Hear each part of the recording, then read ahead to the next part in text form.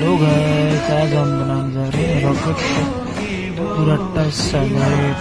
Rocket बुराटा salad बनाने जा रहे हैं। आज हम बनाएंगे रॉकेट बुराटा सैलेड।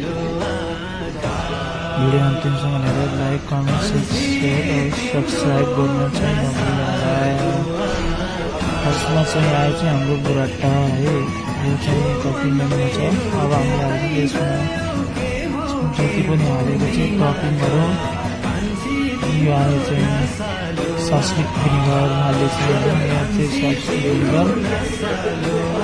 और फर्स्टमा चाहिँ ये रॉकेट लिप, उसके बाद रॉकेट लिप के बाद आइस बॉक्स और लोरो सोलो, आइस बॉक्स लोरो सोलो।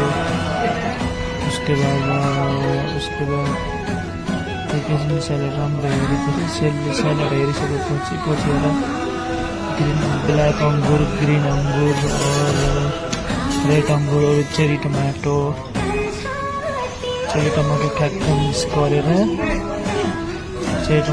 मिक्स गरिसकेपछि हाल्छौँ पम्किन सेप हालिसकेपछि हल्का हामीले हाल्छौँ ओइल हालिसकेपछि त्यसपछि हल्का हाल्छौँ हामीले लेमन, हल्का सा लेमन हाल्छौँ।